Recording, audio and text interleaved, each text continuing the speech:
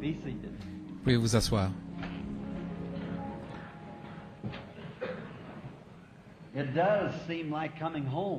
Ça me semble comme arriver chez moi, revenir et entendre votre pasteur parler des choses merveilleuses que le Seigneur a accomplies ici dans cette église depuis ma dernière visite. Il a déclaré qu'il avait pratiquement un réveil continuel du déversement du Saint-Esprit. N'est-ce pas merveilleux d'être parfaitement à l'heure de Dieu au bon moment? Ça nous fait quelque chose. Eh bien, nous en avons eu un au tabernacle. Je vous en ai parlé, nous avons eu une série de sujets traitant des 7 derniers âges de l'Église. Et oh là là, lorsque j'ai terminé dimanche dernier avec le chapitre 4 de l'Apocalypse, j'avais environ 350 ou 400 personnes dans mon assemblée. Et alors que je parlais, j'avais appelé la ligne de prière en parlant de la réflexion de la gloire de la Shekinah sur les étoiles et sur la mer de verre où les sacrifices étaient lavés, vous savez, ce qui représente les pécheurs, l'eau de séparation. Alors que je parlais là-dessus et que je m'apprêtais à prier pour les malades, l'ange du Seigneur est descendu devant tous. Il est allé se tenir là dans le coin de la salle et 300 personnes ou davantage l'ont regardé pendant 15 minutes en poussant des cris, en pleurant et en louant Dieu. Tous regardaient. C'était la première fois qu'il apparaissait ainsi devant une église. Il est entré et est allé se tenir là à cet endroit. Et je dis, pouvez-vous le voir? Et tout le monde commençait à crier et à tomber. Elle était là, la grande lumière ambre de la colonne de feu, une rondeur parfaite. Et puis elle commença à s'estomper, et l'ombre de chacun de ces âges de l'église se dessina dans cette colonne de feu, exactement comme je les avais enseignés. Dieu sait que c'est la vérité lorsque que je me tiens ici devant sa Bible. Nous vivons certainement à la fin des temps. Je suis si content de savoir que le prophète a promis que vers le soir, il y aura de la lumière. Savoir que dans cette heure où tout est si sombre dans le monde, nous vivons et nous marchons dans la lumière. La lumière qu'il a promise de nous donner. Et nous sommes ce soir les privilégiés qui jouissent de ces choses en cette fin des temps. Maintenant, souvenez-vous que l'Église ne sera pas, elle ne sera pas quelque chose de grand et d'important. Dans chaque âge, ça a toujours été une minorité, juste une petite lumière. Et pendant les âges sombres, ça s'est presque complètement éteint. Et puis dans cet âge de l'Odyssée, elle s'est éteinte presque complètement. Frère Jack m'a invité à venir prêcher ici une fois, c'est cet âge de l'Église, j'espère que j'en aurai l'occasion. Oh, nous avons certainement apprécié chez nous de voir de quelle manière le Saint-Esprit a béni cela. Et maintenant, nous allons aller à Beaumont à partir d'ici, la côte ouest. Ensuite, nous reviendrons pour aller dans l'Ohio, et puis en Virginie, en Caroline du Nord. Et de là, nous irons à Springfield, Chicago. Ensuite, nous irons dans le nord de la Colombie-Britannique, à Fort St. John et Grande Prairie, Dawson Creek, à travers cette région. Et j'espère être de retour ici en juin, Dieu voulant. Ça fait 6 mois. Et à ce moment-là, j'espère être de retour pour partir peut-être outre-mer à ce moment-là, Dieu voulant. Maintenant, nous sommes heureux d'être ici ce soir et de voir que tellement sont venus avec des visages lumineux et des cœurs ouverts. C'est un moment merveilleux, n'est-ce pas? Nous sommes dans l'expectative ce soir, je le suis, en comptant que le Seigneur nous fasse connaître ce soir sa puissance et sa gloire, et qu'il se montre lui-même à nous. Et s'il le fait ou ne le fait pas, nous croirons tout autant en lui. Je viens de quitter une petite dame ici qui vient d'Allemagne. Elle a perdu un bébé il y a quelques semaines et elle était là en Californie. Ils ont amené le petit bébé qui était mort un matin vers les 3 ou 4 heures. Les parents avaient roulé toute la journée et c'était environ 3, 4 ou 5 heures, 6 heures l'après-midi. Et la mère était assise sur le siège arrière de la voiture tenant dans les bras cette petite chose froide, petite forme froide. Et quand ils sont arrivés à San Bernardino, ils ont amené le petit bébé vers moi là où j'étais. Et j'ai dit, depuis combien de temps le bébé est-il mort? Et elle a dit, depuis tôt ce matin. Et j'ai pris cette petite forme froide qui était déjà raide. Et alors ces gens se tenaient tout autour. En le tenant dans mes bras, j'ai commencé à prier notre précieux Seigneur. Et j'ai senti le bébé se réchauffer. Je le tenais toujours et après quelques minutes, il a commencé à donner des coups de pied et à pleurer. Et je l'ai rendu alors à sa mère. Ainsi, voyez-vous, nous ne faisons pas savoir ces choses-là, voyez-vous. La raison, c'est qu'il y a trop d'éclat aujourd'hui, trop de glamour. Nous essayons d'avoir quelque chose de grand pour faire de la publicité. Non, ça ne doit pas servir à cela. Le monde ne le recevra pas de toute manière. Ça s'adresse à l'Église, c'est pour l'Église, le peuple de Dieu. ces grandes choses prestigieuses ne marchent pas dans le royaume de Dieu. Les gens seront surpris lorsqu'ils découvriront qui sont les croyants et qui ne le sont pas. Ce sera semblable au moment où Jean est venu la première fois, à la première venue de Jésus. Il y avait Anne au temple et Jean-Baptiste. Il n'y en avait que peu qui étaient de véritables croyants qui reçurent réellement cela. Nous attendons sa venue. Cette petite était là, son bébé était mort en Allemagne et son mari est un aumônier. Et ils m'ont appelé par téléphone, longue distance, environ 5 fois, jour et nuit, pour me demander de venir et savoir si Dieu allait ressusciter ce petit bébé. J'ai dit, laissez-moi prier. J'ai été prié, j'ai prié cet après-midi et ce soir-là. Et je vais vous montrer si oui ou non les médecins croient. Elle avait déjà donné à lire aux médecins mon livre intitulé, je crois, Un prophète visite l'Afrique ou quelque chose comme ça. Et elle a dit, Dieu va ressusciter le bébé. La petite maman disait, Dieu va ressusciter le bébé. Et le bébé était mort avant qu'il s'en rende compte, depuis 4 à 5 heures. Donc ils transmirent la nouvelle au père à la base où il se trouvait et le bébé était mort dans la nuit. Ainsi, le médecin déclarait, très bien, eh bien, voilà ce que je vais faire, je vais me glisser là et rebrancher l'oxygène. Et il laissa ce bébé là durant 2 jours avec l'oxygène branché en attendant. Quant à moi, j'étais en train de prier. Ils allaient m'emmener là-bas en avion et je pouvais partir d'ici avec un avion à réaction de l'armée pour aller en Allemagne et être de retour le même jour. Un matin, vers le point du jour, je me levais tandis que ma femme sortait de la chambre. Je venais de me réveiller et j'étais encore étendu quand j'entendis quelque chose entrer dans la chambre. Je regardais.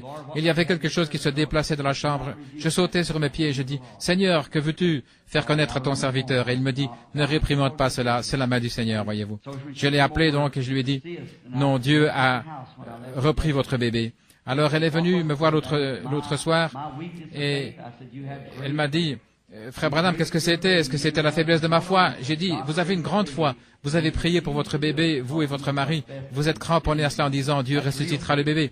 Et il a refusé de le faire parce qu'il sait ce qui est mieux et malgré cela vous l'aimez. Ça, c'est une foi véritable. Lorsque les montagnes sont déplacées, n'importe qui peut avoir la foi. Mais laissez une fois cela aller en arrière et voyez comment cela marche. C'est là que vous prouvez si oui ou non vous avez de la foi. Et chaque fils qui vient à Dieu doit être châtié et éprouvé par Dieu. Souvenez-vous que nos épreuves produisent la patience et que la patience produit l'espoir et ainsi de suite. C'est pourquoi nous nous cramponnons à Dieu et qu'il nous bénisse ou non. Nous sommes là qui croyons quand même en lui parce qu'il a promis et pour voir de quelle manière il agit. Maintenant, avant d'approcher ce sujet et la lecture de la parole, car la foi vient de ce qu'on entend et ce qu'on entend vient de la parole de Dieu. Et maintenant, je ne désire pas être trop long parce que Frère Jack, lorsqu'il m'a appelé pour me demander de passer par ici, ce que je suis heureux de faire, il m'a dit qu'ils avaient des malades qui désiraient qu'on prie pour eux. C'est ainsi que nous avons pensé faire cela. Vous parlez un moment avant de prier pour les malades. J'ai envoyé Billy ce soir et il m'a dit qu'il avait distribué des cartes de prière. Il y a vraiment la foule. Mais nous pouvons appeler des cartes de prière et si nous ne le faisons pas, c'est que ce n'est pas nécessaire. Ainsi, avant de nous approcher de sa parole, approchons Dieu un moment dans la prière. Y aurait-il quelqu'un qui aimerait qu'on se souvienne de lui dans la prière? Que Dieu vous bénisse. Que Dieu exauce vos prières, il connaît vos besoins. Maintenant, avec vos têtes inclinées, je me demande s'il y a un pécheur, homme ou femme, garçon ou fille, qui dirait « Souvenez-vous de moi, frère Branham, ce soir, devant Dieu, tandis que vous priez. Voulez-vous lever la main? Que Dieu vous bénisse, Dieu vous bénisse. Que Dieu vous bénisse. » Il y en a beaucoup dans toute la salle. Environ 10 à 15 mains se sont levées, des pécheurs. Il y en a qui sont sans la lumière de Dieu dans leur âme par le Saint-Esprit. Voudriez-vous aussi lever la main en disant « Souvenez-vous de moi, frère Branham, que Dieu vous bénisse. » Oh, je vois des mains partout. Notre Père Céleste, nous approchons ton trône de grâce et de miséricorde. Nous venons humblement au nom de Jésus parce que nous sommes sûrs qu'il va nous entendre. Car il a déclaré, si vous demandez quelque chose au Père en mon nom, je le ferai. Ainsi nous savons que cette promesse est vraie. Peu importe combien notre incrédulité lui fait obstacle, elle est pourtant vraie. C'est pourquoi nous croyons ce soir, avec tout ce qui est en nous, que tu nous entends. Nous croyons que tu es ici et que tu vas exaucer nos prières, spécialement pour ces pécheurs qui ont levé la main. Puisse-t-il voir la lumière de Dieu ce soir? Puisse cet autel les trouver prosternés et implorant la miséricorde pour leur âme pécheresse. Accorde le Seigneur. Je prie pour ceux qui n'ont pas le Saint-Esprit dans leur vie pour les guider. Puisse Dieu venir dans cette tour de contrôle ce soir et en prendre possession. puis guider leur vie dans cette heure sombre, alors que le temps arrive où les nations ne savent pas que faire. Mais tu es le chemin, la vérité et la vie. Nous sommes si heureux de t'avoir rencontré il y a des années, si cher à nos cœurs. Tu es un secours qui ne manque jamais dans la détresse. Je prie pour que chacun d'eux soit rempli du Saint-Esprit ce soir. Bénis les malades et les affligés qui sont dans la salle et hors du bâtiment, en convalescence et où qu'ils soient. Nous te prions d'être miséricordieux envers eux, Père. Maintenant, nous te demandons de bénir l'Église, de continuer à la bénir. Nous voulons te remercier pour ce que tu fais pour ce corps local ici, de croyants, ces gens saints et pieux qui craignent ton nom, Seigneur, et croient que tu viendras un jour pour nous recevoir. Quoique nous dormions dans la poussière, ce ne sera pas un obstacle, car la trompette de Dieu sonnera et les morts en Christ ressusciteront premièrement. Nous partirons de toute manière. La mort ne peut pas nous arrêter, rien ne peut nous arrêter, ne peut nous empêcher de le rencontrer. Oh Dieu, nous sommes si contents que le sang de Jésus est appliqué à notre âme et que son esprit demeure en nous. Nous te prions maintenant de faire de chacun de nous des citoyens du royaume. Oh Dieu, guéris les malades et les affligés et reçois-en la gloire. Et alors que nous approchons ta parole maintenant pour y trouver un message à apporter à cette assemblée, dans l'attente, certains attendant d'être bénis, certains attendant d'être remplis, d'autres d'être guéris, d'être sauvés, que le Saint-Esprit nous serve tous, Seigneur, selon nos besoins. Et mon besoin profond, c'est toi, Seigneur.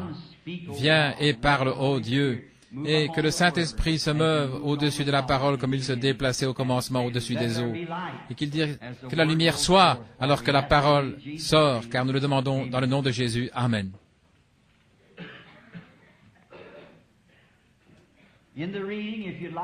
Au cours de la lecture, si vous voulez relever les passages, durant ces dernières semaines, j'ai pris l'habitude de parler et d'inscrire différents passages des Écritures, et j'en ai ici environ 4 pages.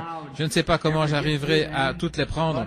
Mais si vous voulez donc écrire ces passages, vous êtes tout à fait libre de le faire. Je pense parfois qu'étant donné à la fin, et que la fin est maintenant si proche, je vais enseigner un petit peu sur ce sujet. Vous pouvez prendre Saint Jean au chapitre 1er, et nous allons lire le premier passage des Écritures dans le premier chapitre, et le second passage dans le 4e de Saint Jean.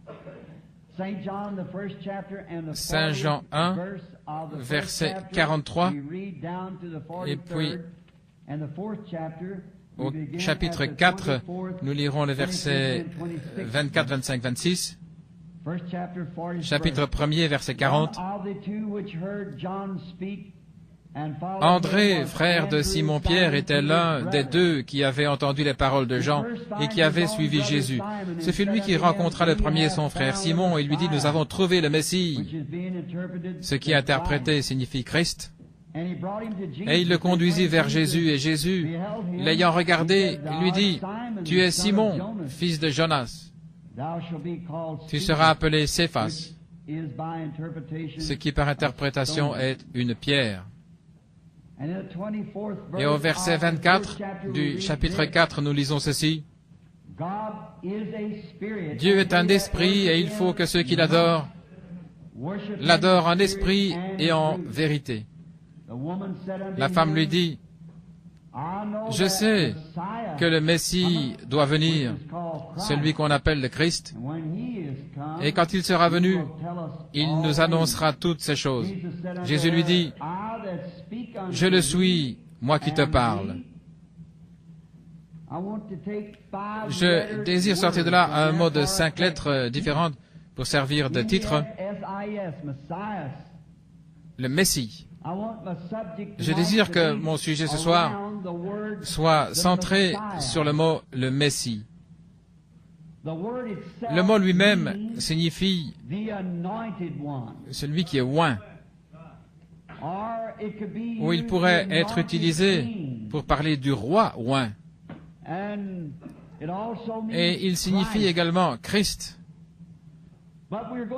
Mais nous allons l'utiliser premièrement dans le sens du roi oint. Il apparaît premièrement dans Genèse 3.15, si vous voulez écrire quelques passages des Écritures. La semence promise de la femme qui devait être celui qui est oint. À travers les Écritures, tous les prophètes parlent de celui qui devait venir, le roi oint. J'aime ce mot oint. Dieu oignant quelqu'un. Et il devait être un roi qui devait conduire Israël à la liberté vis-à-vis de toutes les nations et faire d'eux des chefs sur les nations. C'est ce que le roi oint devait faire. Je crois que Jésus de Nazareth a répondu en tout point à la description que tous les prophètes avaient donnée au Messie. Je crois que dans Ésaïe 9:6, après qu'Israël eut demandé un signe, Dieu dit, « Je leur donnerai un signe éternel. » Un signe éternel. Un signe qui serait valable pour toujours. Il dit, « Une vierge concevra. » Ce sera un signe. Et celui qui naîtra d'elle sera appelé conseiller, prince de la paix, Dieu puissant et Père éternel. Je crois que Jésus répondait à la description qui avait été faite dans chacune des promesses de Jéhovah au sujet de la venue du roi et du Messie. Peu importe quel est le nombre de ceux qui croient qu'il échoua dans son œuvre, il est néanmoins roi. Il est un roi maintenant, il est le roi des saints. L'Apocalypse le dit, toi, roi des saints, il a un royaume. N'êtes-vous pas content ce soir d'appartenir à cet empire, l'empire du oint? Non seulement cela, mais il nous a fait rois et sacrificateurs pour Dieu, des oints pour Dieu. Bien que Jésus ait rempli toutes ces qualifications, et les Juifs avaient lu ses promesses durant des années, comment fut-il possible que cela passe à côté d'eux sans qu'ils le voient? Ces théologiens, si instruits dans les Écritures, si minutieux dans les Écritures, et pourtant ils manquèrent de le reconnaître comme étant le oint. Il semble que ça n'aurait pas pu arriver. Il semble qu'ils auraient dû le reconnaître, étant si versés là-dedans. Mais Dieu les a aveuglés. Cela montre que c'était la main de Dieu. Il était trop bien connu. Ces signes de Messie prouvaient qu'il était le Messie, prouvaient qu'il était le oint.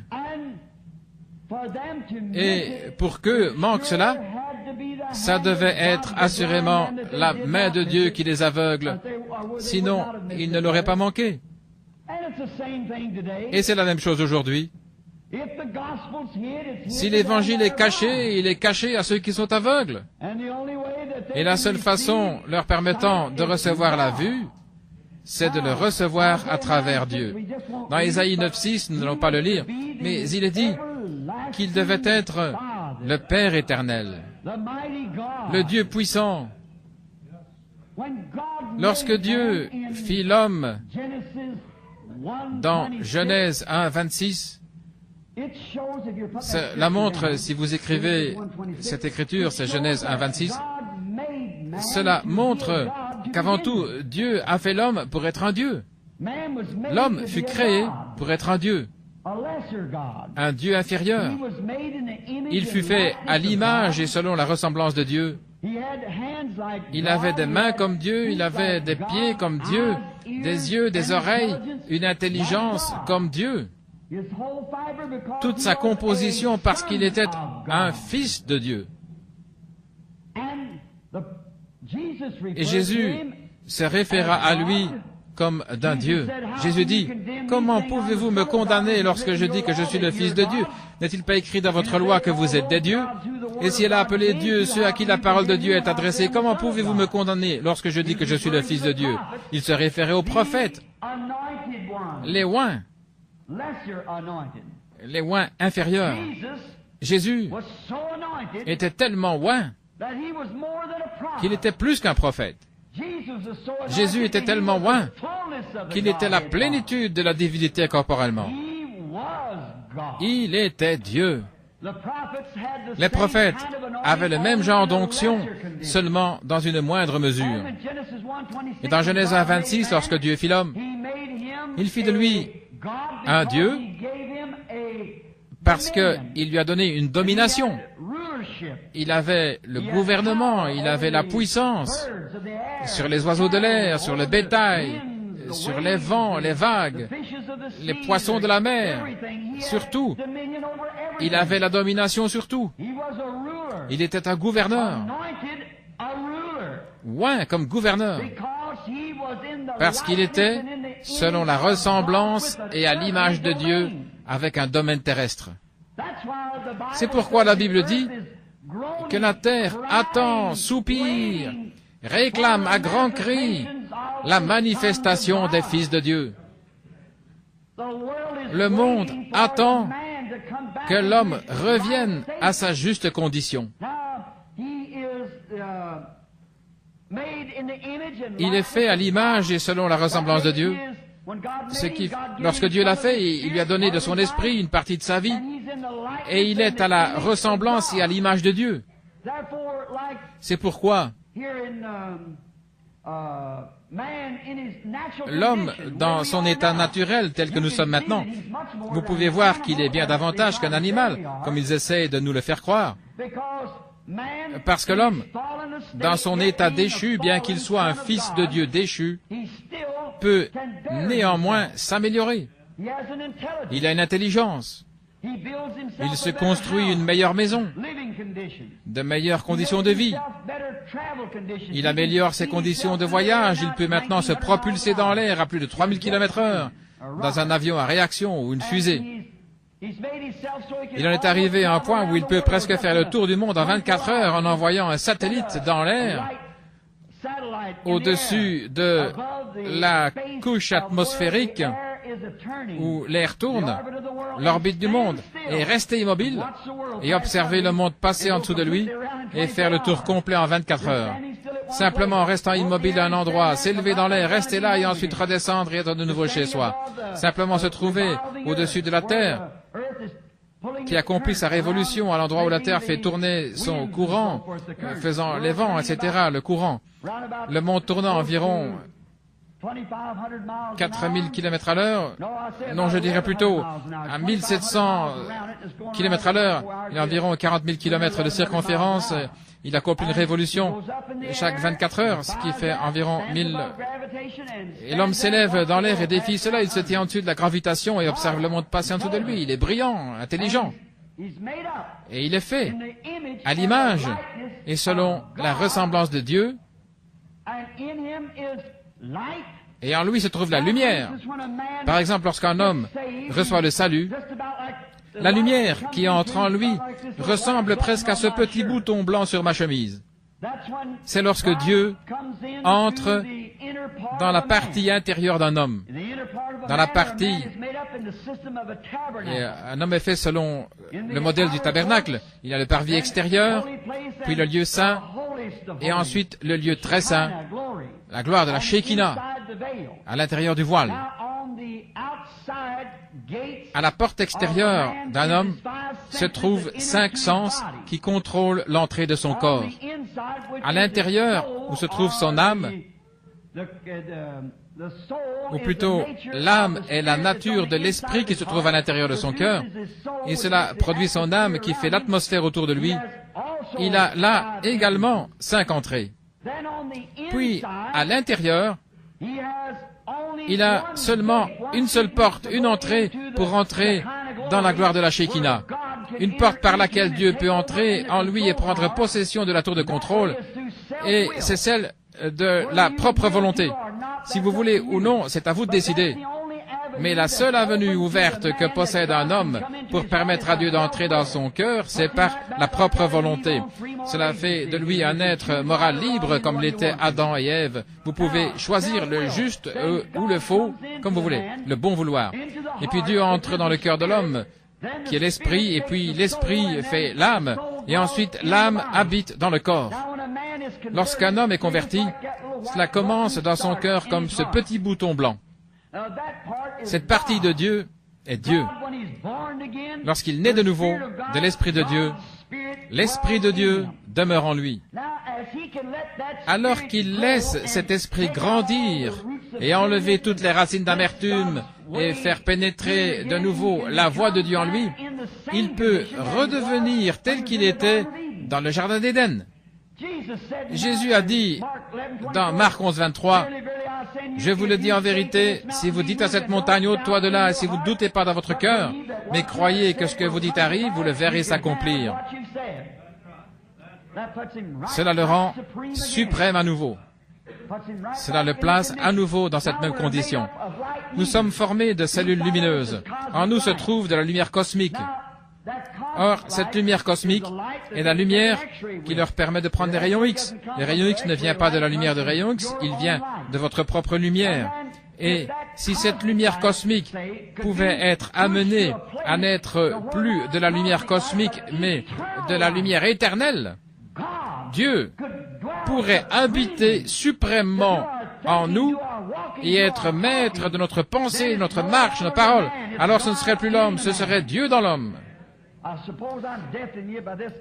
Je suppose que je suis en train de vous assourdir par cette chose. J'entends l'écho ici, ça déforme ma voix. Ce n'est pas moi, c'est ceci. Ainsi, mettez ça sur ce compte-là. Donc, il a la lumière, la vie éternelle, c'est la vie de Dieu qui demeure dans l'homme. Et plus il se soumet à l'esprit, plus ce qui est de l'homme, du pécheur, disparaît et plus il ressemblera à Dieu. Il n'y a pas longtemps, ils firent une radioscopie d'un homme qui priait pour un malade. Le Reader's Digest en a parlé. Et ils ont découvert un rayon de lumière venant de l'un des hommes, non pas de tous, mais les mains d'un des hommes réfléchissaient à un rayon de lumière lorsqu'ils placèrent une feuille de plomb sous la main de l'homme. Je pense que vous l'avez lu vous-même. Et en Angleterre, ils ont envoyé des guérisseurs, comme ils les appellent, dans tous les hôpitaux. Il y a 80% de plus de guérison au moyen de la guérison divine que par traitements médicaux. Le Reader's Digest l'a reporté ici, c'était dans le Newsweek, et le Reader's Digest l'a relevé. Essayez, ils ont découvert qu'il y avait un rayon de lumière. Lorsque cet homme plaça ses mains sur cette personne avec sincérité, ne sachant pas ce qu'il faisait, et qu'il pria avec ferveur, ils prirent une radio et ils découvrirent qu'une lumière sortait de ses mains. Dieu savait ce dont il parlait lorsqu'il dit « Imposez les mains aux malades, et ceux-ci seront guéris ». Il sait de quoi il parle. Oh, je désire voir l'Église en arriver au point où elle soit ce que Dieu veut, lorsque Dieu a été fait chair et qu'il est devenu le Messie. Alors, si nous pouvons nous soumettre pour être oints comme lui, nous devenons des messiettes, des petites lumières. C'est ce que l'Église est censée être, des lumières, des petits oints. Voilà ce qu'est l'Église de Dieu. Ces lumières manifestées sont la lumière du Messie, du Christ ressuscité dans son peuple. Les oints apportant sa lumière dans tous les âges de l'Église. Parfois, elle s'est éteinte presque complètement. Puis elle revient. Oint de Dieu, l'Église messianique de Dieu. Si Messie signifie le oint et le roi, alors si l'Église est ointe par l'Esprit du Messie, elle devient un Messie inférieur, mais néanmoins un Messie, parce qu'elle a sa lumière, réfléchissant sa puissance, réfléchissant sa gloire, réfléchissant sa domination. Elle est donc un Messie. Oh, comme elle le reflète dans son royaume, dans son domaine. Le problème aujourd'hui, c'est que nous avons organisé l'Église à mort et que nous avons une organisation à la place de la lumière du Messie. Nous avons des lumières Russell, des lumières de prosélytes et toutes sortes de lumières, mais nous avons besoin de la lumière du Messie. C'est ce dont l'Église a besoin aujourd'hui, c'est d'une lumière du Messie. Oh, je l'aime pour sa bonté. Maintenant, c'est vrai, Dieu a appelé des Messies. Dieu nous a appelés et nous devenons rois et sacrificateurs pour Dieu. De même que Jésus était le souverain sacrificateur de Dieu, De même, nous devenons des sacrificateurs inférieurs. La plénitude de Dieu demeurait en Jésus pour faire briller l'expression de Dieu au monde, car Dieu était en Christ réconciliant le monde avec lui-même. Et de même que Dieu était en Christ réconciliant le monde avec lui-même, ainsi Dieu vient dans son Église et oint pour lui des messiettes. Oh là là! Pouvez-vous le voir? Les mêmes choses qu'il a faites sont dans son Église, la même puissance qu'il avait dans son Église, et son Église devient son domaine.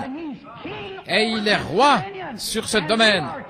Et nous sommes rois et sacrificateurs, offrant des sacrifices spirituels à Dieu, le fruit de nos lèvres donnant gloire à son nom. Amen. Oh là là. Vous y voilà. Des messiettes. Des messiettes. Des petits messies. Des petits oints. Oints, depuis quoi? Depuis le principal. Oints, depuis le grand.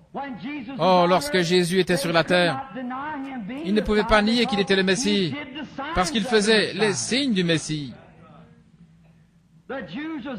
Les Juifs étaient aveuglés, et c'est la raison pour laquelle ils ne le virent pas. Ils ne virent pas ces signes de Messie. Et c'est le problème avec l'Église ce soir. Elle est aveuglée. Le monde au dehors.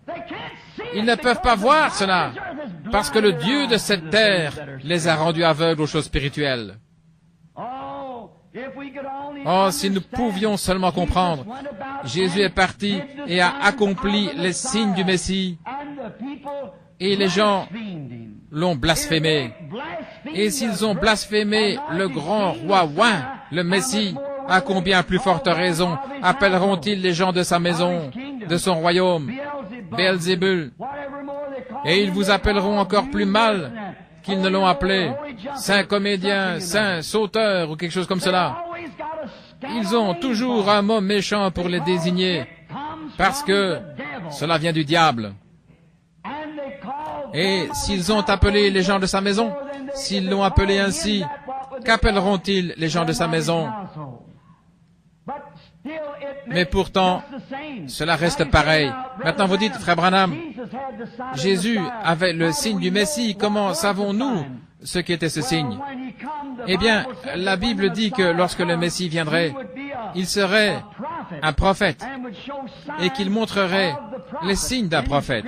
N'importe quel docteur des Écritures sait cela. Moïse dit, l'Éternel ton Dieu te suscitera un prophète comme moi. Lorsqu'il accomplit ces signes montrant qui il était, comme ici au chapitre 4, et qu'il dit à la femme qu'elle avait eu 5 maris, elle dit, « Seigneur, je perçois que tu es prophète. Nous savons que lorsque le Messie sera venu, il nous annoncera toutes choses. » Et Jésus lui dit, « Je le suis, moi qui te parle. » Elle courut dans la ville et dit à tous, « Venez voir un homme qui m'a dit, tout ce que j'ai fait, ne serait-ce pas le Messie ?» Jésus a dit lui-même, « Si je ne fais pas les œuvres de mon Père, alors ne me croyez pas. Si je prétends avoir l'onction et que je ne fais pas les œuvres de Dieu parce que je suis oint par lui, avec lui, ce n'est pas moi qui fais les œuvres, c'est le Père qui demeure en moi qui fait les œuvres. Et si je ne fais pas ces œuvres, alors ne me croyez pas. Mais si je les fais, croyez à ces œuvres. » Or c'était pour un Messie, pour un Messiette, l'Église. Voilà, ça vient. Êtes-vous prêts? Saint Jean 14, 12, Jésus a dit, celui qui croit en moi, les œuvres que j'ai faites, vous les ferez aussi. Un Messiette. C'est juste. Des Messiettes. La représentation du Messie. Encore sur la terre. Marc 16 dit, allez par tout le monde et prêchez l'Évangile. Ces signes suivront les Messiettes. Celui qui croira et sera baptisé sera sauvé, mais celui qui ne croira pas sera condamné. Et ces signes suivront ceux qui auront cru. Jusqu'où? Par tout le monde. À qui? À toute la création. Oh, je suis si content. Comment allez-vous retrancher cela? En disant que c'était seulement pour les disciples.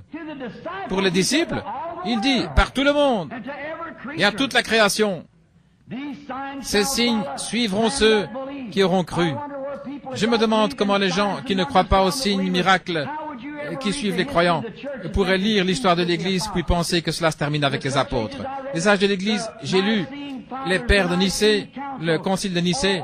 Oh, tous les anciens écrivains auxquels je puisse penser. J'ai lu les 2 Babylones de Hislop et beaucoup d'autres livres anciens. Et jusqu'au temps de l'Église catholique primitive, pendant les premiers 600 ans après Christ, il y eut Irénée, Saint Martin, Colomba et tous ces hommes pieux qui prêchèrent le baptême au nom de Jésus-Christ. Ils prêchaient le baptême, la rémission des péchés. Ils prêchaient le parler en langue. Ils ressuscitaient les morts, guérissaient les malades, et des signes et miracles les suivaient. Ils les suivirent jusqu'aux âges sombres et à travers les âges sombres. Pendant tout le temps, une minorité qui gardait cette lumière de l'Évangile allumée. Qui était-ce? Des messiètes. Ceux qui gardaient la représentation du royaume du Messie. Jésus n'a jamais failli. Il fit exactement ce qu'il était censé faire, sa commission. Et il est venu établir un royaume et il l'a fait. Le royaume de Dieu entre dans le cœur par la puissance du Saint-Esprit. L'Esprit de Dieu vient sur une église ointe pour accomplir les mêmes signes et miracles que lui et prouver ainsi que le Messie est roi de son royaume. Amen. Oh, j'ai envie de crier un petit peu moi-même maintenant. Oh, quand il y a tellement de gens avec une carte tendue, venez vous joindre à nous, venez vous joindre à ceci, cela, nous avons la plus grande, nous avons ceci, nous avons la plus. Quelle différence cela fait-il? Tout cela est de la folie et périra. Mais le royaume de Dieu est établi dans le cœur et l'âme d'un homme par la révélation de Jésus-Christ. Et il dit, sur ce roc, je bâtirai mon église et les portes de l'enfer ne prévaudront pas. Sur cette révélation. Et pour avoir une révélation, vous devenez un croyant. Et vous croyez que ces signes suivront ceux qui auront cru. Voyez-vous ce qu'est le Messie?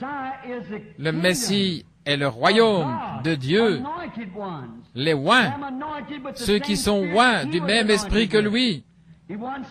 Quelqu'un lui a dit un jour, « Mes fils seront-ils assis à ta droite et à ta gauche ?» Et il répondit, « Pouvez-vous boire la coupe que je dois boire et être baptisé du baptême dont moi je suis baptisé ?» Et elle a dit oui, et il a dit, « Vous le pourrez, mais pour ce qui est d'être assis à ma droite ou à ma gauche dans le royaume, ça ne dépend pas de moi. » Donc il a montré que nous pouvions boire la même coupe de persécution et être appelé Belzébul ou autre chose, et être encore baptisé du même esprit que lui.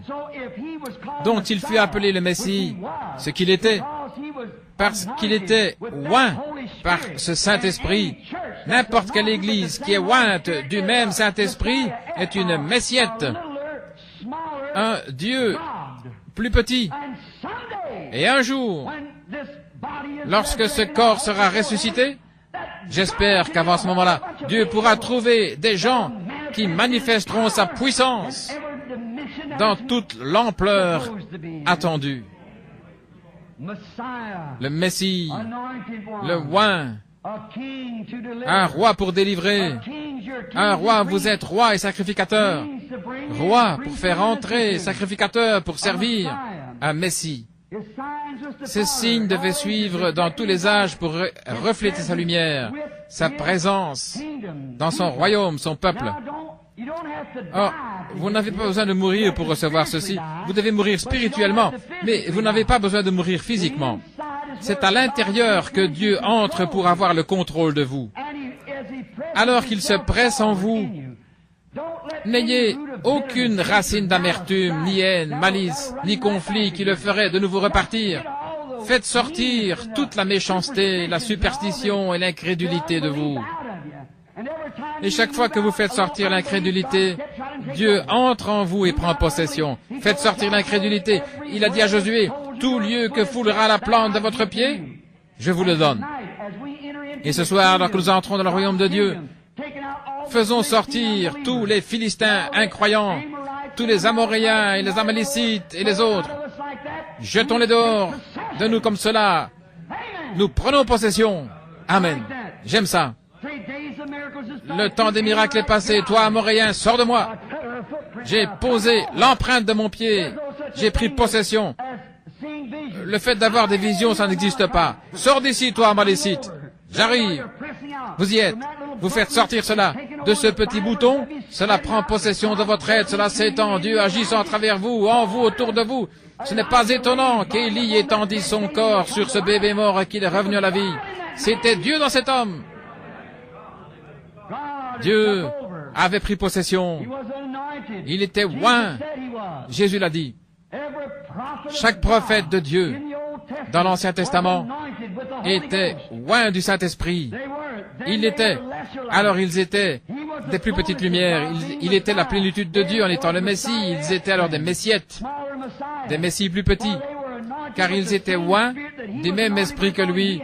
Seulement lui l'avait dans la plénitude.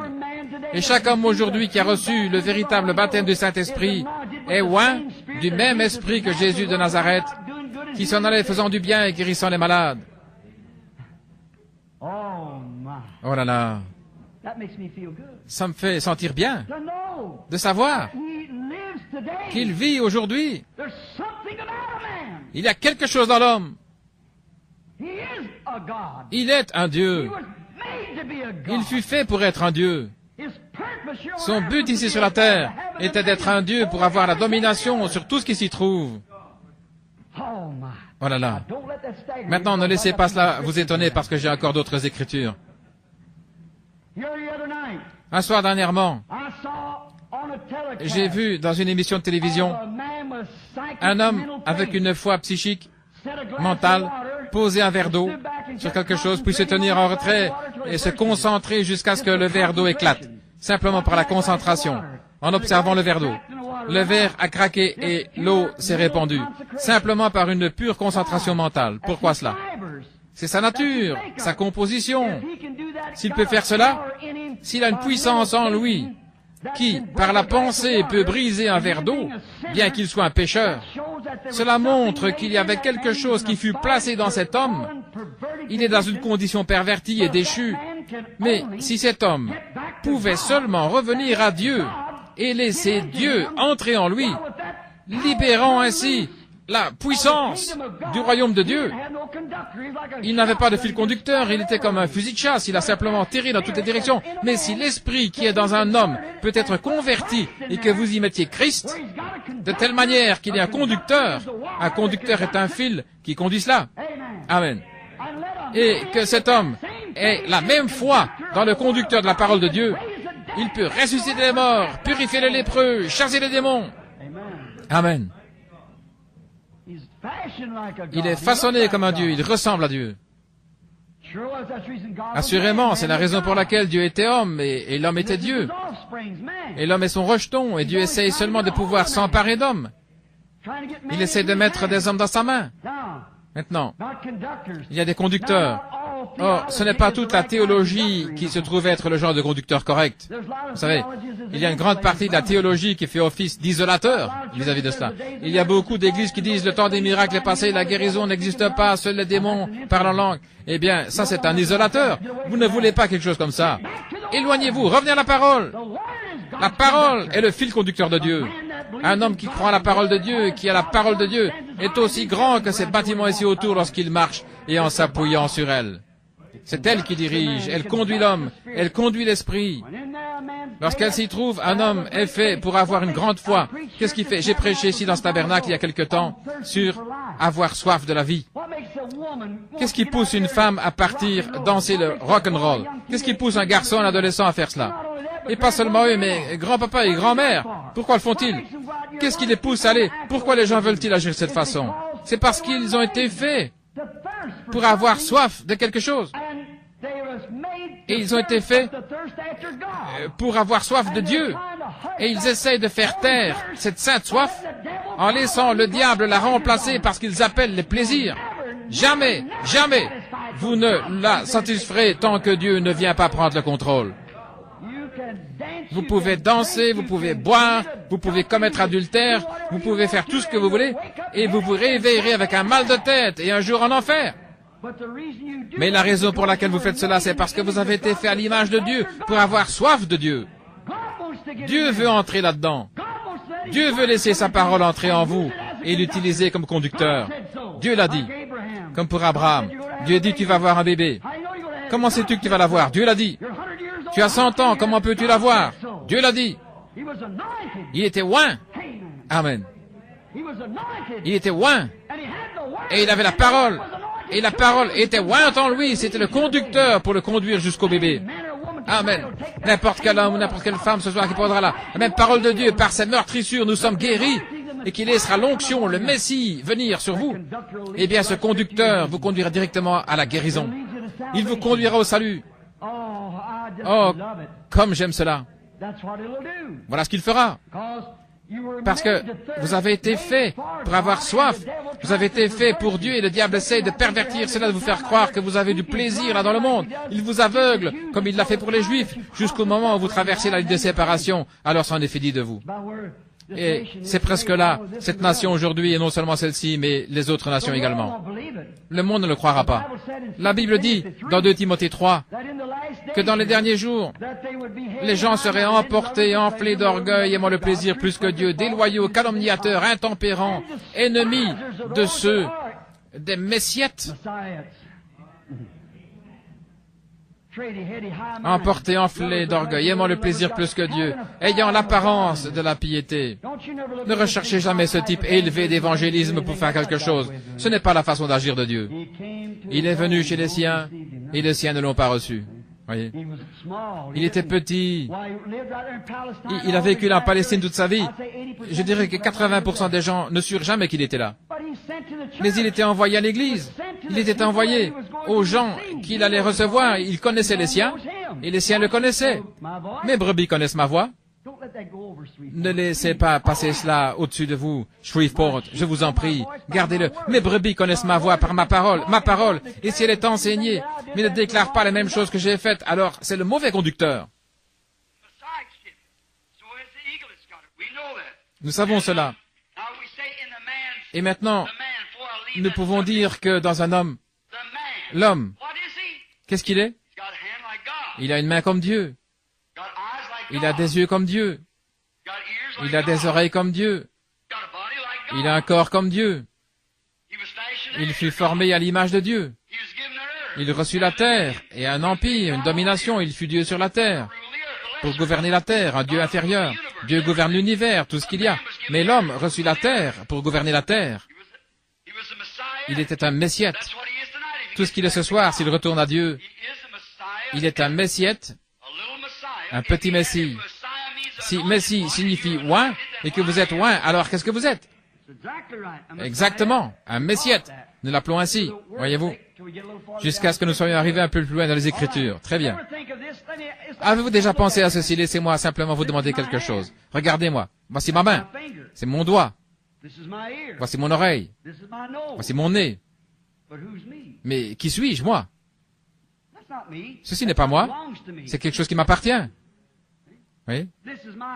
C'est ma main. Mais qui suis-je qui possède cette main? Oui. Ceci n'est qu'une maison dans laquelle je vis. Il doit y avoir quelque chose là-dedans qui soit moi. Moi doit être quelque part. Parce que ceci m'appartient. Vous le voyez? Moi, c'est quelqu'un. Parce que je possède quelque chose. J'ai une main, elle est à moi. Eh bien, qui suis-je à qui cela appartient? C'est votre esprit. Eh bien, ça dépend de quelle sorte d'esprit il s'agit. Vous êtes l'esclave de celui à qui vous livrez vos membres. Et maintenant, si vous pouvez briser un verre d'eau, parce que vous avez une télépathie, une conception mentale, et une certaine puissance que vous pouvez manifester en étant un être humain, une puissance mentale qui est invisible et inconnue, seulement à travers ce cycle, si vous pouvez faire éclater un verre d'eau avec ce genre d'esprit qui est un esprit humain perverti et réprouvé, parce que vous avez été fait à l'image de Dieu, que pouvez-vous faire lorsque vous laissez le Dieu qui vous a formé venir en vous et prendre le contrôle de vous? Amen. Vous pouvez faire que chaque promesse de Dieu s'accomplisse. Oui, monsieur. Chaque promesse que Dieu a faite s'accomplira. Très bien. Le don de Dieu, c'est sa parole. Dieu a promis il a fait un don, envoyé un don, vous le prenez, puis avec sa parole, voilà votre conducteur. Avec un don de Dieu, si Dieu vous a donné le don du Saint-Esprit, croyez-vous? Eh bien, la parole de Dieu est le conducteur permettant d'utiliser cette puissance. Tout ce que le Saint-Esprit vous a promis, c'est ce que vous pouvez faire. Vous voyez, c'est la chose qui libère la parole. La parole sort et le Saint-Esprit la suit. Partout où la parole est prêchée, vous voyez votre pasteur la prêcher, puis tout à coup, whoosh, le Saint-Esprit passe dans la salle. Voyez-vous, c'est vrai, c'est le conducteur de la parole. La parole est le conducteur de l'Esprit. Parce que lorsque la parole est prêchée, l'Esprit la suit. Où qu'elle aille, l'Esprit suit la parole. Oh, j'aime ça. J'aime un sain enseignement biblique et la Bible, le Saint-Esprit venant confirmer l'enseignement biblique. Si le Saint-Esprit ne le confirme pas, c'est que vous avez croisé vos fils, vous avez une mise à la terre quelque part. Oui, monsieur. Si vous pouvez raccorder cette parole à la dynamo, cette grande chose qui produit la plénitude du courant, va enflammer ce fil, c'est vrai. Et elle fera des choses pour vous. Lorsque Jean-Baptiste est venu, il était une partie de la parole, il était comme un messiette, il était ordonné de Dieu par la parole, il était un don de Dieu qui est venu dans le monde, le croyez-vous? Ésaïe 40 dit qu'il était une voix de celui qui crie dans le désert. Et lorsqu'il est venu, il a pris sa position pour crier dans le désert. Il était parfaitement intrépide avec cela. Amen. Oui, monsieur. Maintenant, frère, regardez comme il était grand. Lorsque Dieu parlait de la venue de Jean, il a dit que toutes les montagnes sautèrent comme des béliers, que les feuilles battaient des mains, et que les montagnes et les collines furent abaissées, et que les vallées furent exaucées. Maintenant, j'imagine que l'interprétation théologique de cela, c'était « Saint frère, un jour Dieu va tirer les corridors du ciel, faire descendre l'échelle de Jacob, et un puissant prophète descendra dans les airs, escorté par des anges, et descendra ici où se trouve le Saint-Temple. Et si Caïphe est le souverain sacrificateur, il lui dira « Votre honneur, je suis descendu. » Oh là là, qu'est-il arrivé? Quand il est venu, c'était un homme au visage hirsute qui sortait du désert, un morceau de peau de mouton autour de lui, et ne prenant probablement un bain que tous les 3 mois, il se tenait là avec de la boue jusqu'aux genoux en disant « Repentez-vous car le royaume des cieux est proche. » C'est à ce moment-là que les feuilles battaient des mains. C'est à ce moment-là que les montagnes et les collines furent abaissées et que les vallées furent exaucées. Ce que l'homme appelle grand, Dieu l'appelle folie. Je me demande si Dieu n'appelle pas une partie de notre grand évangélisme aujourd'hui de la folie. Lorsqu'on essaie de couvrir de fleurs de grands personnages au collet monté et tout le reste, je me demande simplement ce que Dieu en pense. Cet évangile ne va pas secouer le monde. Il n'est pas censé secouer le monde, mais c'est l'Église qu'il est censé secouer. Il secoue l'Église. Actuellement, durant ces dernières années, l'Église a été secouée comme jamais auparavant et le monde n'en sait rien. Il n'était pas censé secouer ces vieilles carcasses mortes là-bas dans le monde. Ils sont 2 fois morts, déracinés. Comment pouvez-vous le faire? Oh, j'appartiens à tel et tel. Eh bien, allez-y, appartenez à cela. Voyez-vous, vous ne pouvez pas les secouer. Eh bien, ma grand-mère a fait telle et telle chose. Peu importe ce que votre grand-mère a fait. Mais qu'est-ce que Dieu fait maintenant? Voici la lumière. Marchez-y. Si grand-mère a vécu en son temps, c'était en ordre. Mais vous ne pouvez pas vivre dans sa lumière. Dans ce cas, sœur, pourquoi ne portez-vous pas ces vêtements? Peut-être que c'est un peu trop fort. Non, vous voulez prendre son église, mais vous ne voulez pas porter ses vêtements. Tous les véritables prophètes de Dieu se récrient contre le péché. Tous les oints le font. C'est vrai, ils le font. Et Dieu garde sa parole envers chacun. Il le fait toujours. Dieu vous prendra, c'est-à-dire vous recevrez chaque promesse si vous passez par la chambre de compensation pentecôtiste. Vous savez, si vous écrivez un chèque, ils ne le paieront pas tant qu'il n'est pas passé par la chambre de compensation. Il doit passer par la chambre de compensation et il est payé ensuite.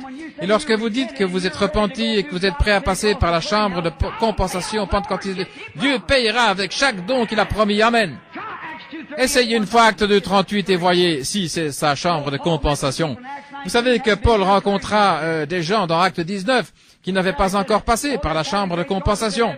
Eh bien, ils étaient dans une grande joie, mais lorsque Paul a dit « Avez-vous reçu le Saint-Esprit » après avoir cru, ils ont dit « Nous avons été baptisés ». Ils ont dit « Baptême de Jean », mais ça n'agira pas.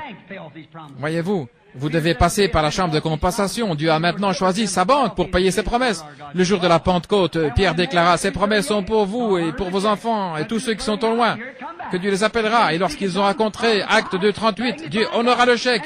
Il passa par la chambre de compensation, puis il revint. Alors ils commencèrent à parler en langue, à prophétiser, à magnifier Dieu. Lorsqu'un croyant signe son nom en tant que croyant et qu'il passe par la chambre de compensation pentecôtiste de Dieu avec le baptême du Saint-Esprit, Dieu paye chaque promesse. Sa banque est bonne, ses promesses sont réelles, tout ce qui est signé au nom de Jésus. Vous ne pouvez pas signer d'une autre manière. Ça ne marchera pas. Il ne connaît pas de titre, il connaît seulement le nom. Amen. Le croyez-vous? Certainement. Oui, monsieur, son nom est la seule chose. Demandez tout ce que vous voulez. Demandez au Père en mon nom. Maintenant, n'allez pas y mettre là 4 ou 5 noms différents. Il ne connaît rien de cela. Le chèque va revenir. Vous aurez un faux, une imitation, mais chaque fois que vous passez par la chambre de compensation, que Dieu vous y laisse passer, vous recevrez ce que vous avez demandé. Si vous demeurez en moi et que mes paroles demeurent en vous, demandez ce que vous voudrez. Jean 15. Et cela vous sera accordé. C'est vrai. Alors vous avez l'onction. Vous êtes des messiettes. Des messiettes, des petits messies. Le même don qui était sur lui, il obéit à la parole et lorsqu'il vint pour accomplir la parole, alors Dieu, il était le Messie, il était Jésus lorsqu'il vint au monde. Mais quand le Saint-Esprit est descendu sur lui après son baptême, il fut oint avec Dieu. Dieu était en lui parce qu'il venait pour accomplir la parole. Lorsque vous venez à cet hôtel, venez ici pour accomplir la parole de Dieu. Venez sur l'invitation que vous avez reçue disant que celui qui veut vienne. Ne venez pas en disant, eh bien Seigneur, si tu me guéris de ce mal d'estomac, je crois que je te servirai. Ne venez pas ainsi. Venez lui dire, en disant que vous êtes une racaille, que vous ne valez rien, que vous désirez être rempli du Saint-Esprit et que vous ne valez rien du tout. Vous ne méritez rien, vous méritez de mourir et d'aller en enfer. Mais parce qu'il vous a invité à venir, dites, Seigneur, je viens. Je n'apporte rien dans mes bras, je n'apporte rien, je m'accroche simplement à ta croix. Vous y êtes. Il va honorer cela alors. Il y a un bassin plein d'eau à l'étage là. Et voyez s'il ne prend pas soin de sa parole. Il le fait toujours lorsque ça passe par sa chambre de compensation. Lorsqu'un homme dit qu'il croit Jésus et qu'il accepte comme son sauveur personnel, Dieu lui donne un chèque. Et tout ce qu'il va demander au bas du chèque, il vous suffit de signer le nom de Jésus. N'en mettez pas un autre parce que ça ne marchera pas. Voyez, vous devez passer par la véritable chambre de compensation pentecôtiste. Et quand c'est le cas, votre chèque est reconnu et les promesses de Dieu sont toujours payées. Chacun de ces messiettes reçoit la contre-valeur en retour.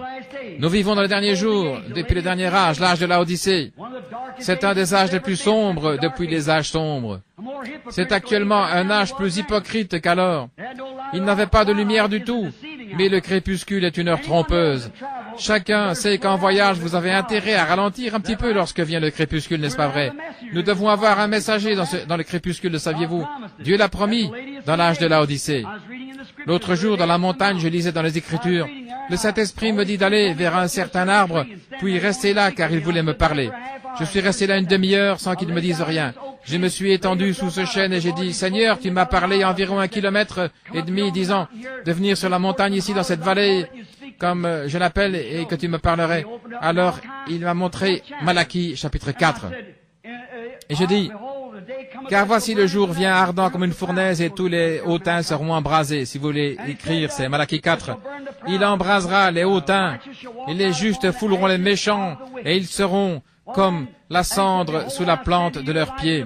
Et il dit, voici, je vous enverrai Élie le prophète avant que le jour de l'Éternel arrive. Ce jour grand et redoutable, il ramènera le cœur des pères à leurs enfants et le cœur des enfants à leurs pères. Et je dis, c'est juste, je crois cela. Jésus dit, lorsque les disciples lui posèrent une question à ce sujet, les disciples lui dirent, pourquoi donc les scribes, lorsqu'ils se réclamaient être le Messie, pourquoi disent-ils que Élie doit venir premièrement? Jésus a dit, il est déjà venu et vous ne l'avez pas reconnu.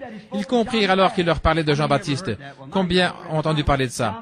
Vous lisez tous la Bible, Jean-Baptiste. Et souvenez-vous qu'il n'était pas l'Élie des derniers jours dont il a parlé parce que le monde n'a pas brûlé et le millénium commençait. Regardez les Écritures, soyez attentifs maintenant. Ouvrez vos Bibles à Malachie 4, une minute.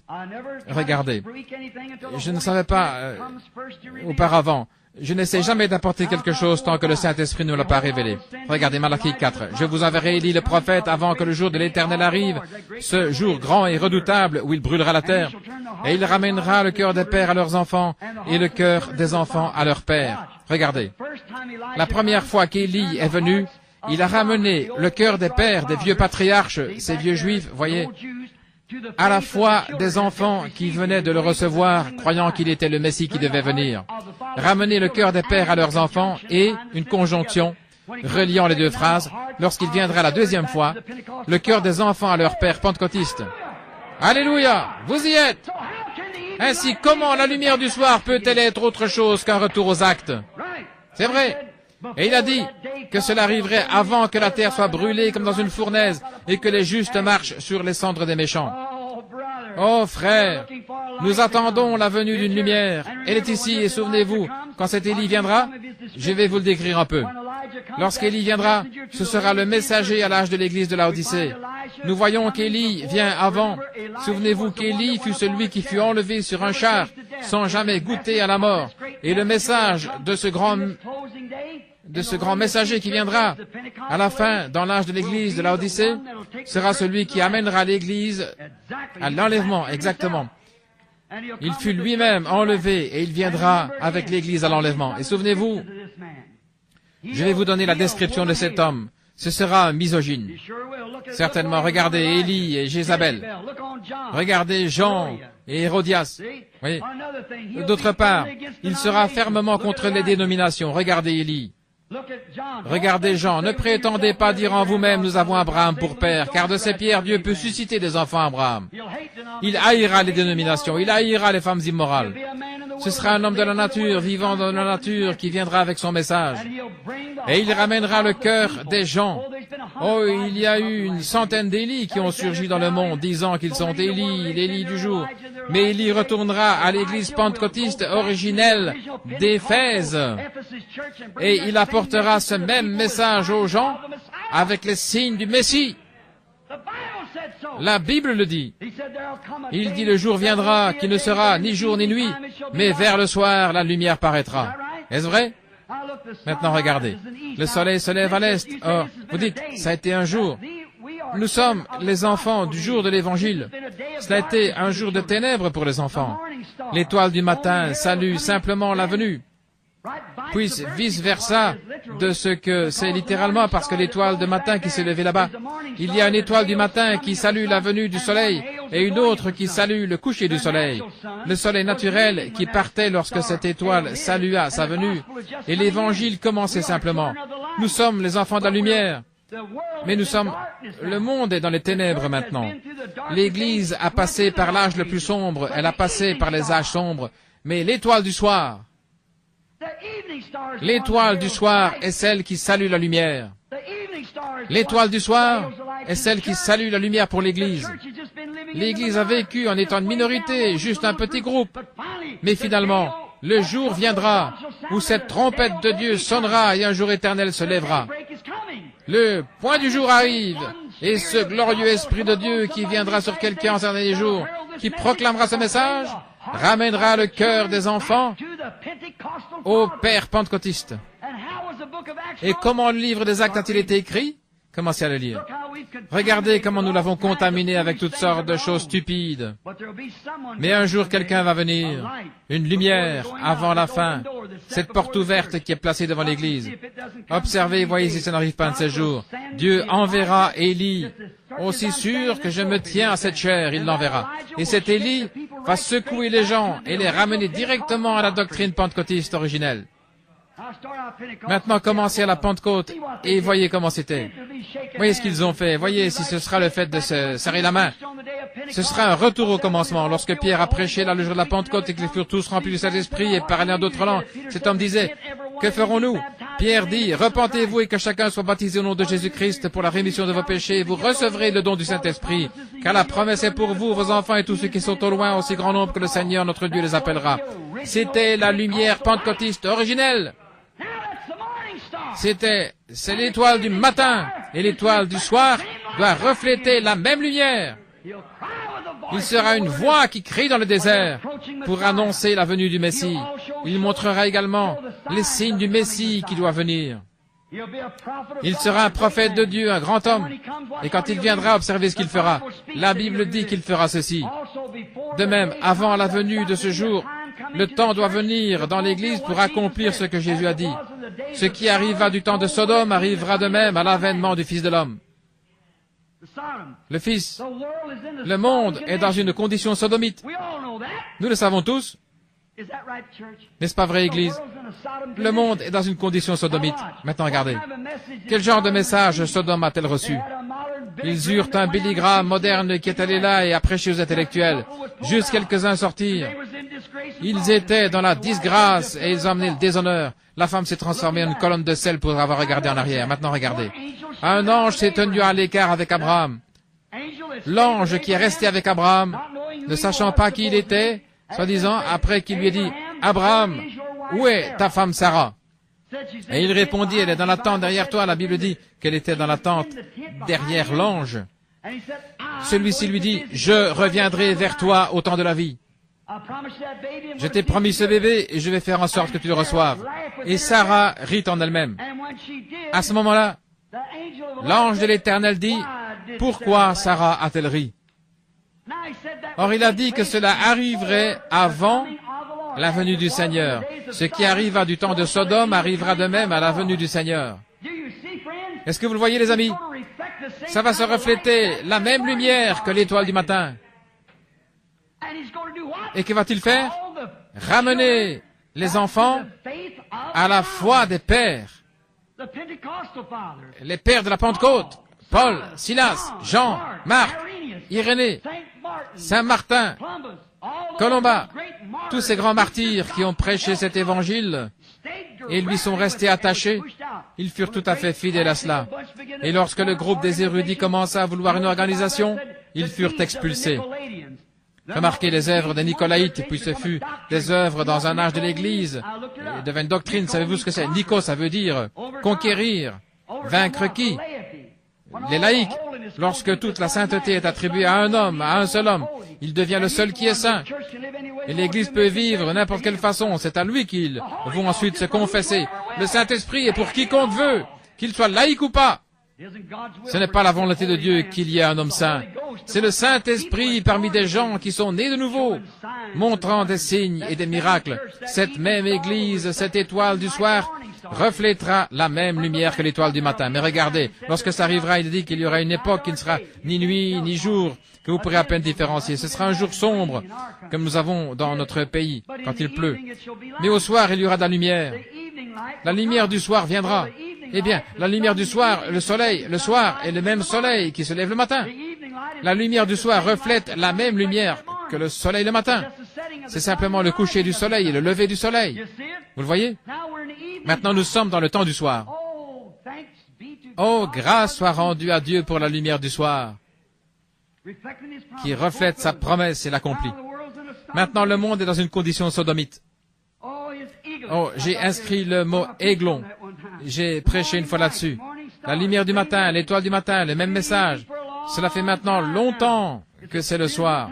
C'est un moment sombre, c'est un moment dangereux. Souvenez-vous que le crépuscule est le moment le plus dangereux pour voyager. Vous devez faire attention. Et c'est aujourd'hui le jour le plus dangereux de notre vie. La Bible dit dans Matthieu 24 que dans les derniers jours, cela séduirait les élus même, si c'était possible. J'ai entendu dernièrement Billy Graham dire dans un message, les élus sont déjà séduits. Oh non, non. Les élus ne seront pas séduits. Non, non. Ils ne seront pas. Non. Les membres de l'Église, oui, mais pas les élus. Ils furent choisis dès avant la fondation du monde. Ils ne peuvent pas être séduits. C'est impossible, dit Hébreux 8. Ils ne seront pas séduits. Mais ce temps du soir est un temps dangereux pour l'Église. Parce que regardez, ils iront à l'église et seront presque exactement comme les croyants pentecôtistes. Ils pousseront des cris, danseront, parleront en langue et tout le reste, si proche que cela séduirait les élus mêmes si c'était possible. Mais souvenez-vous, la seule façon vous permettant de savoir que vous êtes dans le vrai, c'est de suivre le conducteur. La parole, elle apporte l'absolue vérité, voyez. Restez avec le conducteur. Soyez simplement remplis. Oui, monsieur. Maintenant, nous voyons que cette église de Laodicée, l'âge de l'église dans lequel nous sommes maintenant, si vous voulez le lire dans Apocalypse 3, nous voyons ce qui s'est passé quand ce message est censé être apporté. L'église était tellement mondaine et organisée au point qu'elle en a chassé son Dieu. Le passage de l'écriture le plus pathétique que j'ai jamais vu, c'est Apocalypse 3, lorsque dans l'âge de l'église de Laodicée, Jésus se trouve à l'extérieur de sa propre église, frappant pour essayer d'entrer à nouveau. Lors de la première église, il marchait parmi les 7 chandeliers d'or, les âges de l'église. Mais dans celui de Laodicée, il est à l'extérieur, essayant de rentrer dans sa propre église. Cela montre ce que cet âge lui a fait. Ils se sont organisés au point de le faire sortir. En s'organisant, ils ont mis dehors sa doctrine et sa Bible. Ils ont un livre de credo, de philosophie, etc., qu'ils lisent et acceptent à la place. Ils ont des confessions froides au lieu de laisser Dieu entrer et faire d'eux des messiettes. De leur donner le baptême du Saint-Esprit et de montrer des signes et des miracles. En s'organisant, ils ont mis tout dehors. Ils ont mis ces choses de côté. Maintenant, il est à l'extérieur, essayant de rentrer à nouveau. À la porte, voici, je me tiens à la porte et je frappe. Dans cet âge de l'église de Laodicée, il essaye d'entrer à nouveau dans sa propre église d'où ils l'ont chassé. N'est-ce pas pitoyable? C'est la chose la plus pathétique à laquelle je puisse penser. De voir le Seigneur dans sa propre église, après avoir donné sa vie pour elle, agir comme il l'a fait, envoyer la lumière à l'église, et lui dire ce qu'il a fait, puis ensuite être rejeté et poussé à l'extérieur. Ils ont accepté quelque chose, un credo. Et le voilà à l'extérieur, essayant d'entrer. Maintenant, laissez-moi juste dire ceci pour terminer parce qu'il se fait tard. J'ai encore 20 références, mais je n'y arriverai pas. Laissez-moi dire ceci.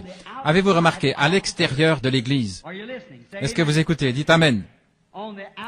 À l'extérieur de l'Église, essayant d'entrer, souvenez-vous que ceux qui se trouvaient à l'intérieur de la dénomination ne l'ont jamais vu. Ce sont ceux à l'extérieur qui l'ont vu. Ils ont entendu qu'on frappait, mais ils ne l'ont pas vu. C'est ainsi aujourd'hui, l'homme qui va à gauche et à droite aujourd'hui en disant « Eh bien, je n'ai jamais rien vu de ça, je suis allé là, je n'ai rien vu. » Oui, il ne peut pas voir. Il est organisé tellement qu'il ne peut rien voir. Mais si une fois vous pouvez vous libérer suffisamment pour sortir et regarder qui se tient dehors en train de frapper, et qui est celui qui fait ces choses, voyez-vous ce que je veux dire?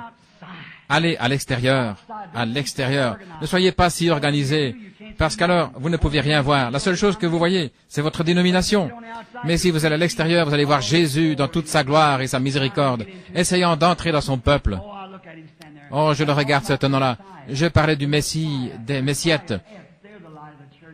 Ils sont la lumière de l'Église aujourd'hui, la lumière du monde. Jésus a dit aux disciples, vous êtes la lumière du monde. Vous êtes une chandelle placée sur une colline. Une lumière qui peut être vue de partout.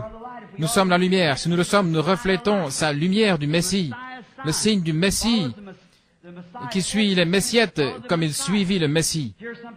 Il y a quelque temps, dans votre belle église, je crois que j'ai prêché sur le sujet, pareil à l'aigle, qui éveille sa couvée, qui voltige sur ses petits. Je crois que j'ai prêché là, l'aigle qui éveille sa couvée. J'aime observer les grands aigles. Vous savez, ce Père, Dieu s'est appelé lui-même un aigle, vous savez.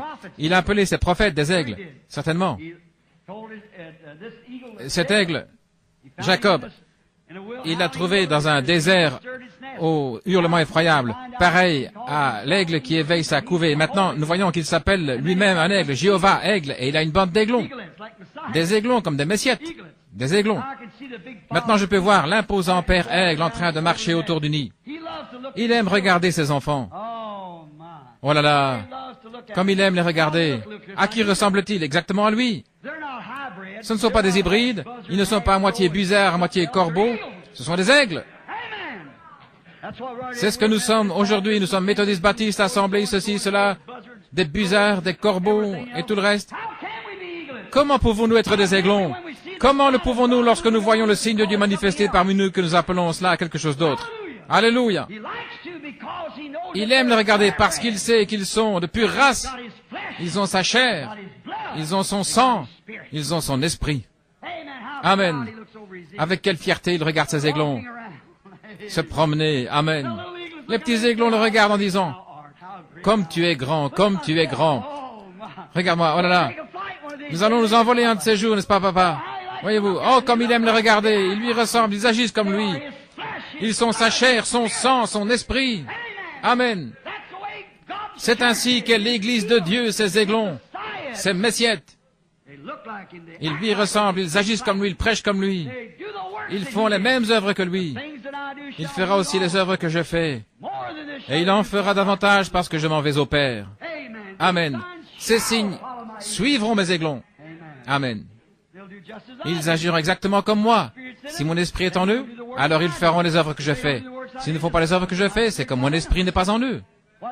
Qu'arriverait-il si en regardant un de ces petits aigles, il découvrait qu'il a un bec comme un busard? Il dirait, attendez une minute, il y a quelque chose qui ne va pas. Si un corbeau sautait sur le nid en disant, crois, crois, crois, le temps des miracles est passé, crois, crois, la guérison divine n'existe pas. Je vous promets qu'il prendrait sa grosse patte, le délogerait immédiatement et qu'il irait directement se briser le cou. Oui. Oh, ça n'existe pas, la télépathie, de telles choses n'existent pas. Toi, espèce de busard, busard de la chair et en plus de chair morte, c'est ce qu'il mange. Dieu veut des aiglons, il veut des messiettes, il veut des hommes et des femmes qui ont des signes et des miracles, des oins. Il veut une église qui est remplie du Saint-Esprit. Une église qui le reflète, lui, le même hier, aujourd'hui, éternellement. Dieu n'est pas mort. Il a simplement formé un royaume.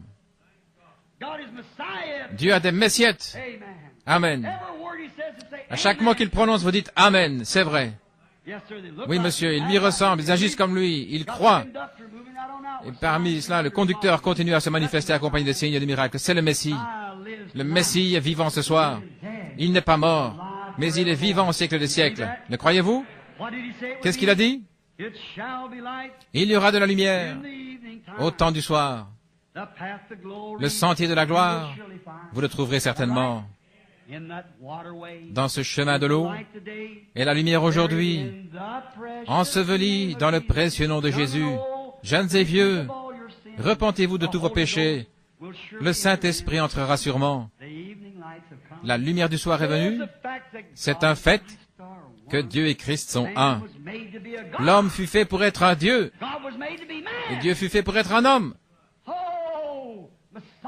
Un Messie, le grand Jéhovah, habita dans un corps humain, et fit ce corps comme le sien afin qu'il puisse avoir un corps humain, et être ainsi un Messiette, pour gouverner sa terre et en avoir le contrôle.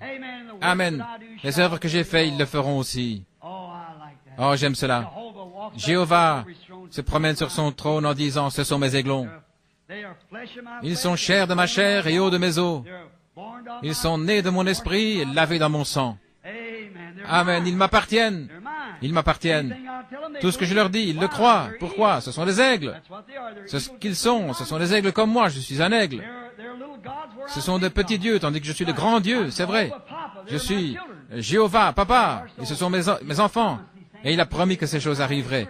Maintenant, si nous sommes des enfants de son royaume, ces signes devraient se faire connaître parmi nous. N'est-ce pas vrai? Or, nous pouvons en parler, en discuter et rester là toute la nuit. Mais cela marchera-t-il? C'est la chose suivante. C'est la chose suivante. Si ça marche, alors c'est vrai. La parole de Dieu a promis dans Saint Jean 14, 12, « Celui qui croit en moi fera aussi les œuvres que je fais. » Est-ce que c'est vrai? Je le crois, pas vous? Très bien, inclinons la tête.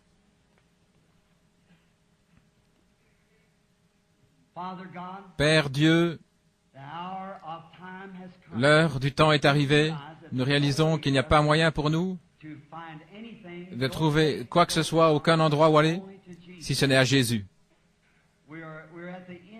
Nous sommes à la fin des temps et nous voyons toutes ces choses arriver. Nous voyons notre nation en faillite. Nous voyons notre monde en faillite. Nous voyons le communisme répandre un esprit impie qu'on appelle le rideau de fer. Et nous en voyons apparaître là, en Chine, le rideau de bambou, puis nous en voyons un autre, le rideau de pourpre, le rideau romain, en train de prendre possession du monde. Maintenant, Père divin, nous te prions de nous permettre de nous rappeler ceci, c'est que ces choses sont tes promesses. Tu nous as promis ces choses au temps du soir. Nous sommes si contents de voir que tu fais que ta parole s'accomplisse dans nos vies. Nous te prions, Père, de susciter une faim et une soif. Maintenant, je te prie, prendre ces mots décousus ici et de les révéler au cœur des gens, afin qu'ils réalisent que Dieu est une puissance. Il est une puissance. Christ était la plénitude de Dieu. Il était Jéhovah oint. Il était le corps oint de Jéhovah, Jésus de Nazareth. Dieu était en Christ, réconciliant le monde avec lui-même. Et il est mort afin de sanctifier cette race humaine déchue et de les ramener à leur position de fils de Dieu pour être des oints du Saint-Esprit, pour sortir en reflétant son royaume jusqu'à ce qu'il soit complètement revenu à travers les 7 âges de l'Église. Et dans les derniers jours, nous le trouvons à l'extérieur de sa propre Église essayant d'entrer. Mais il a promis qu'il enverrait la lumière en ce temps-là.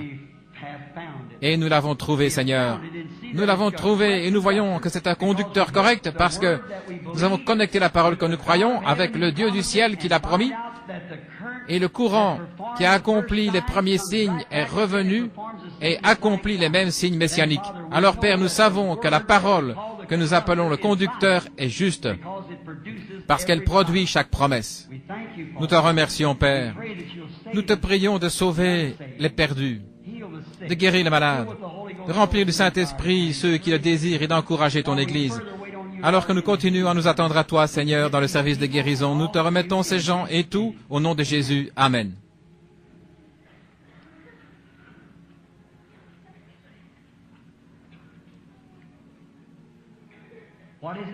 Qu'est-ce que c'est maintenant? Je regarde l'horloge. Je ne vais pas vous regarder trop longtemps. Nous devons aussi partir tôt demain matin. Et qu'a-t-il promis? Il a promis que vers le soir, il y aurait de la lumière. Il a promis. Pouvez-vous voir ce que je veux dire quand je parle de Messiette? Levez la main si vous comprenez. Si Messie veut dire oint, et qu'il était le Messie parce qu'il était oint de la plénitude de Dieu, alors nous sommes aussi oints du même esprit. Maintenant, vous allez dire, comment savez-vous que vous êtes oints du même esprit? Vous avez la même vie. Vous faites les mêmes choses qu'il a faites. Celui qui croit en moi fera aussi les œuvres que je fais. Qu'est-il dit dans Saint Jean 5, 19? En vérité, je vous le dis, le Fils ne peut rien faire de lui-même. Il ne fait que ce qu'il voit faire au Père. Et tout ce que le Père fait, il le fait aussi. N'importe quel véritable Messiette aura le même message, n'est-ce pas vrai? Et souvenez-vous, qui a reçu le baptême premièrement? Le baptême du Saint-Esprit, les Juifs, qui ensuite? Les Samaritains, et finalement les nations, n'est-ce pas vrai? Parce qu'ils furent amenés après la mort, l'ensevelissement et la résurrection. Maintenant, ils ont reçu le message. Maintenant, remarquez. Les descendants de Cam, Sem et Japhet, les gens de Cam, Sem et Japhet devaient, ce sont les tribus de la terre, les 3 tribus de la terre. Maintenant, nous voyons que les Juifs ont reçu le signe messianique par Jésus. Les Samaritains l'ont reçu par Jésus.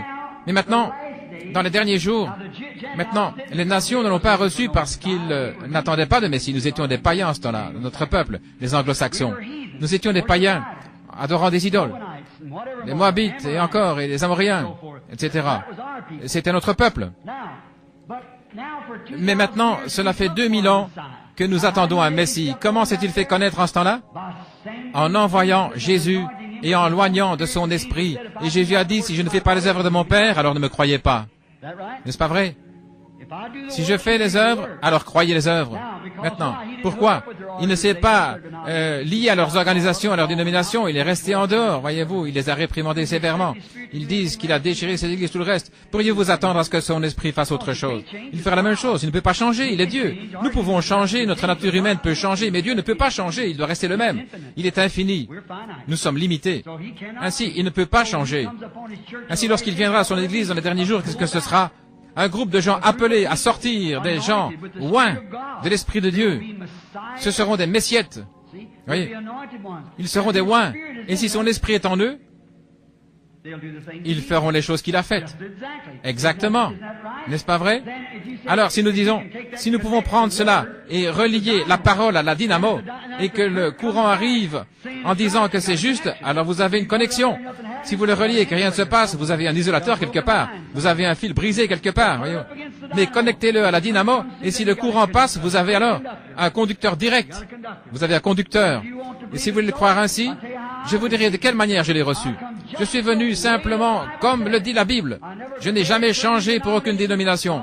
Ma propre église baptiste m'a mis dehors parce que je ne voulais pas ordonner une femme prédicateur. Ce n'est pas scripturaire, ce n'est pas juste. Je leur ai dit, vous feriez aussi bien de me mettre dehors parce que tôt ou tard, vous devrez le faire. Ainsi, je vais m'en aller avant que vous le fassiez.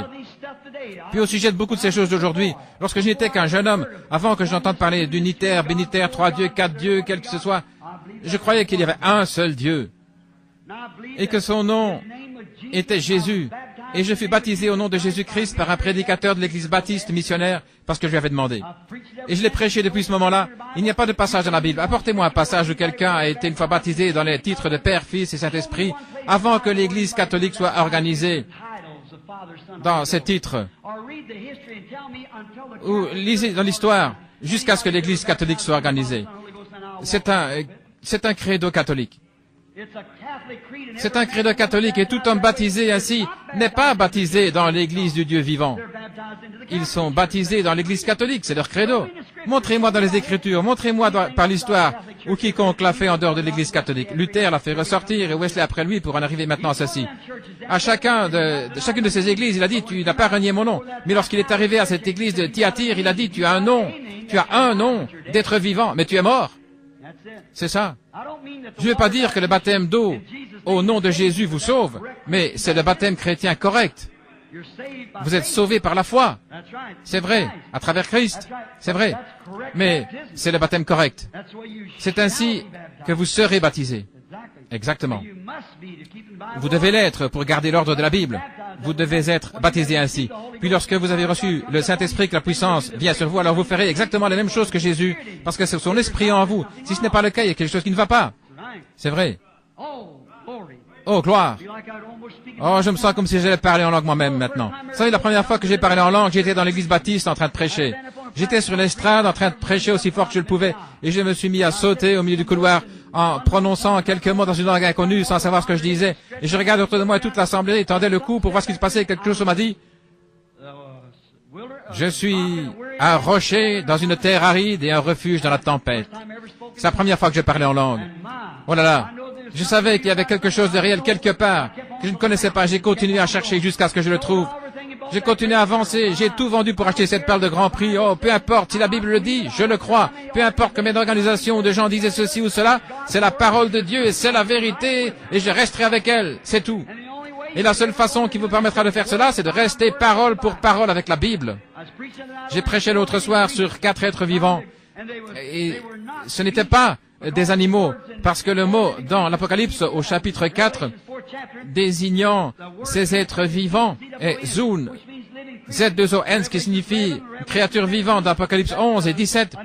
C'est un mot tout à fait différent, et qui signifie une bête sauvage. Mais ceux-là, c'était des créatures vivantes. C'était des chérubins, comme ceux qui étaient à la porte gardant le lieu saint. Nous le voyons dans Ézéchiel, chapitre 1er. Lorsque la lumière ambre de Dieu, l'arc-en-ciel et la gloire de Dieu se trouvaient là. Et nous en avons une photo. La même chose qu'ils ont vu là-bas, nous en avons une photo. Et c'était juste là, dans la salle, et la lumière photographiée est exactement semblable à celle que vit Ézéchiel. Ézéchiel 1, 26 à 28, nous pouvons vous montrer la photo de la gloire de Dieu telle qu'il la vit. Maintenant, vous voyez que l'appareil photo peut parfois voir des choses que l'œil ne voit pas. C'est vrai. Ils l'ont vu, tandis que les humains ne le voient pas. Mais notre vue devient si obscurcie, alors que nos yeux devraient être de saints capteurs de lumière, mais ils sont enfumés par des bêtises, dénominations et différentes choses. Nous ne pouvons pas voir plus loin que le bout de notre nez.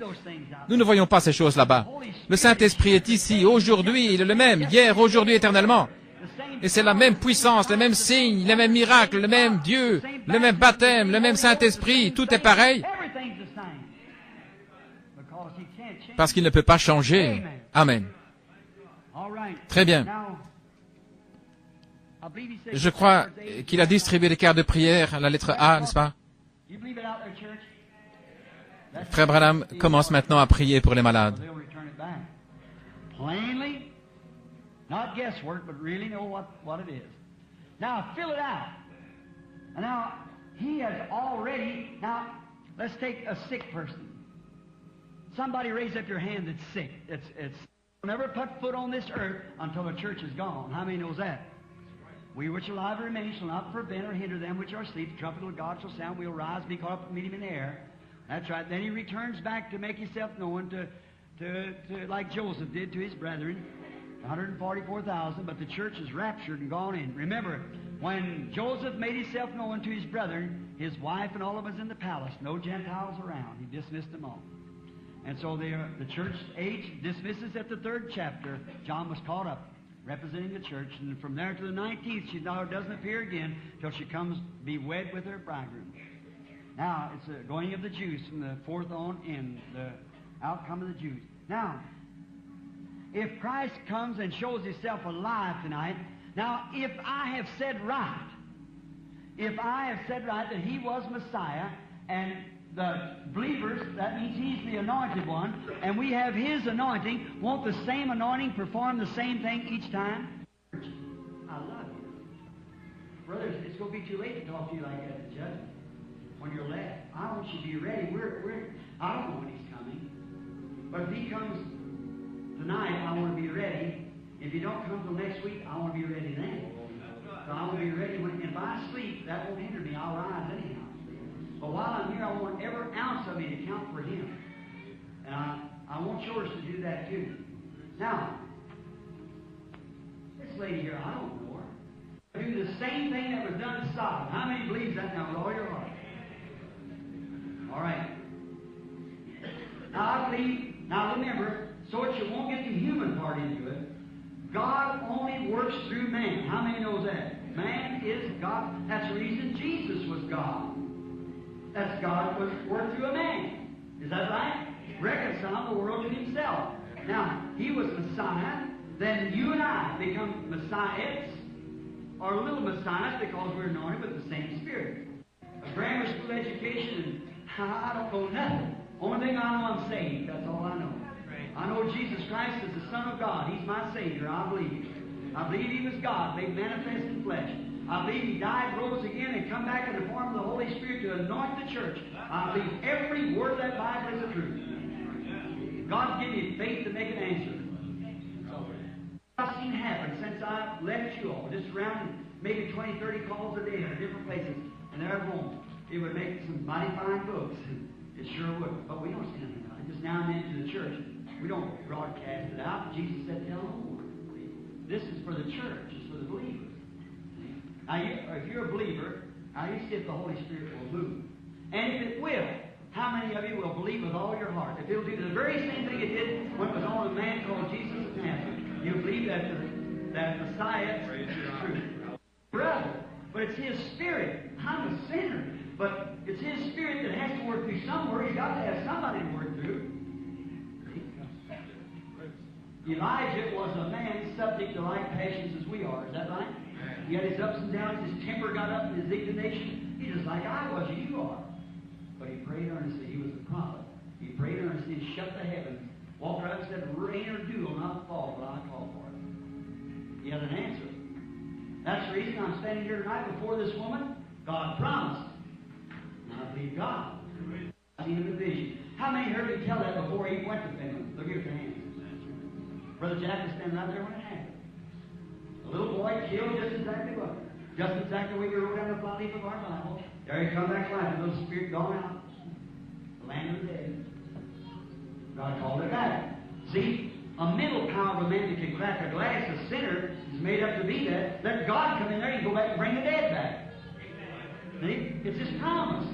First you find the will of God, then do it. What's it ain't God's will ever? It is God's will. We done seen it done. I've seen it done about 5 different times, and I know it's true. Now, here's the same thing in an amateur way. Like Jesus did, speak to the woman. The day before yesterday, this man came up to my house and stood there and he said, I started out the gate. I was going to send him more jobs and spread the person in. He said, Brother Branham? I said, yeah. He said, could you help me? I said, well, if you go. Something said, take it in the house. As soon as he said that, I said, don't tell me who you are, I'll tell you. Started off like that and told him all the Holy Spirit getting revealed to him all his life. He said, that's right. That's right. He said, sir, that's right. I said, you don't live here, you live in Madison. You've been down in Evansville, Indiana, and I've got a bunch of a cult down there, didn't you? Yeah. Bible school, he thought it was.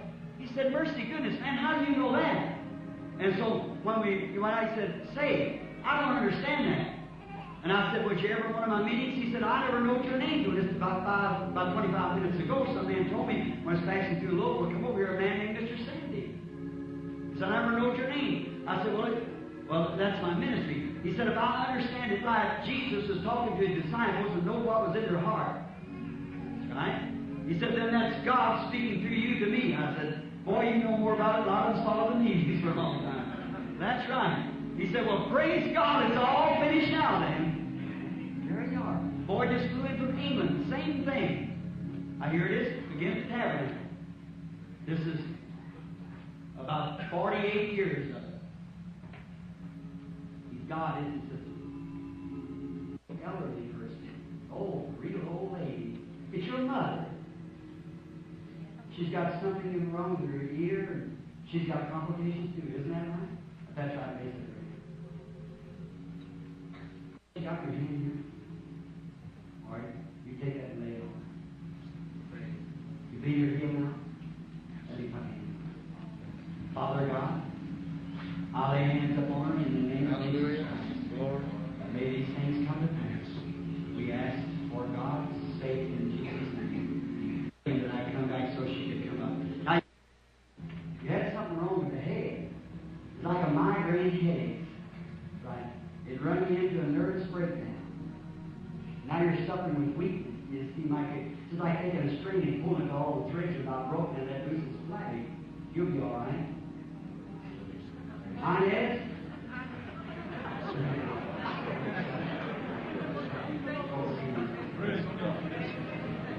You're praying, lady, with your arms folded. Got trouble with your lungs. That's right.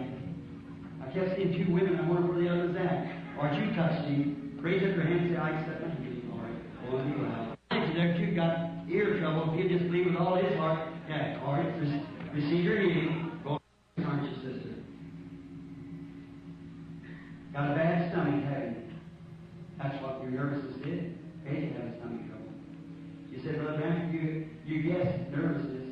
And by being nervous, you thought I had stomach trouble. Somebody thought that. It wasn't her. Somebody did. I guessed it.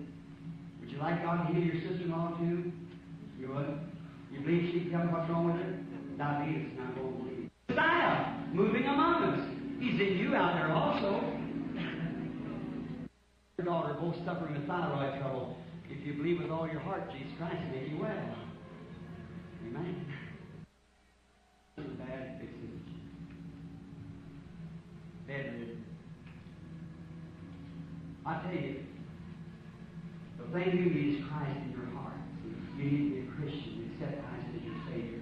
That's a lot of confidence in the sinner to walk up against a gift like that and have mercy on their mother, no doubt what God will.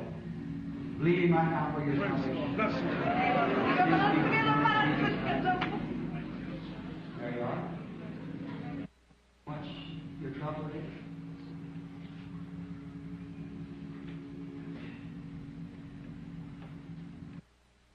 Right back there, kind of the yellow jacket on. That's it.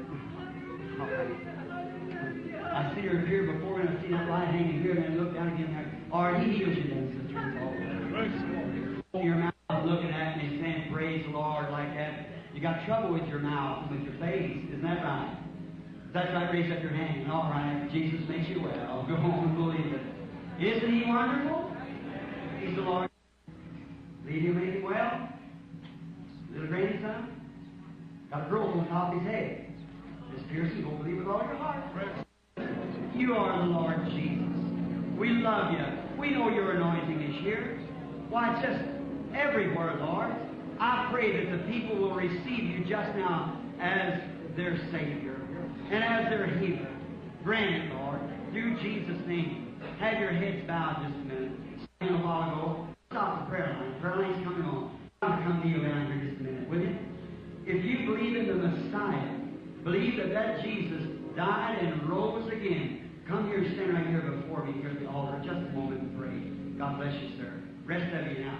You that want to accept Christ as your Savior, come on up here. Come, sinner friend. Come to Christ now, the only hope, the only chance. The evening lights are shining. Come while it's day, while you can come. They're all sinking, they're gone. The day is finished, the night's far spent. The evening's far, day's far spent, night's growing on. Even the evening stars shedding forth its light. What twilight, the danger time. Don't stay in your seat. Come up here. You without Christ. You that wants to know Him as your Savior. Come up here and kneel down while He's healing the sick people. He heals both soul and body. Pray, you people that's got the Holy Ghost, while these sinners are sobbing here at the altar. Pray, may God help you. Are A young lady like you and nervous. You believe you healed that nervousness? You had all your life. You believe He'll make you well? Let me say that here. I believe the Holy Ghost is sure. I believe the anointing. Oh, Jesus, this poor young girl bound with this devil of oppression. Come out of her, Satan. I adjure thee by the living God, believe her. You can't keep her any longer. Depart from her. You're going to be well. Don't believe her at all. But if you believe that God will heal your heart and make you well, I'll lay my hands upon my sister in the name of Jesus Christ for her to be healed. In Jesus' name I ask it. Amen. I'll lay my hands upon sister in the name of Jesus Christ. May she be healed. Amen. Believers in here. Well, fine. Now, while I'm praying for, how many wants to be prayed for? Raise up your hand. All right? Now, I want you to lay your hands on one another while I'm praying here. Just lay your believers. The Holy, you're just as much Messiah as anyone else is if you're a believer. Is that right?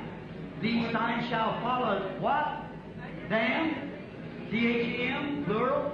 That believe. Is that right? If they lay their hands on the sick, they shall recover. Is that right?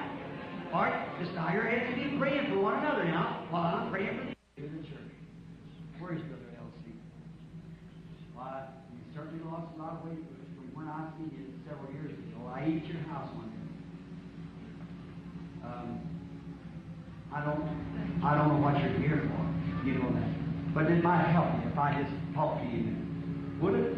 Because I know you so well. It might help you if I talk to you saying I know you. Elsie and I went out and got catfish. And you cooked me. That's all I'm doing. I appreciate it. Y'all got your spirit now? You know something takes place then. I caught your spirit. You had a lot of trouble. You've been in a hospital or something. You've been asleep. That's right. You got complications, just broke down, nervous, trouble with your ears, and that's right. Real nervous and broken down. You believe I can take it all of you by the name of Jesus Christ? Thou devil that tries to hold this godly woman, I challenge thee in the name of Jesus Christ to depart from her. I set her free in the name of Jesus Christ. Be well done.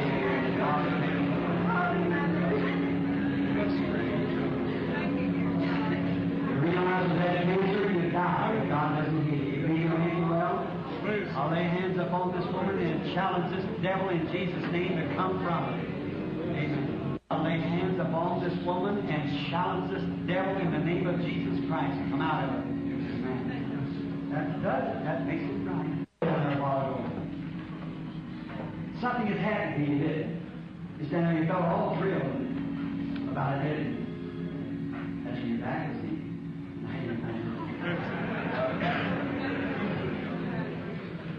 Bad, but God's the healer of it. In Jesus Christ's name, may it leave her and she be well. Jesus, you are the Son of God. I believe you are the Messiah. I believe you rule in your kingdom, which I am a part of. By my faith in your finished work. You made us this promise that these signs shall follow them that believe. If they lay their hands on the sick, they shall recover. I am a believer. Forgive my unbelief. A believer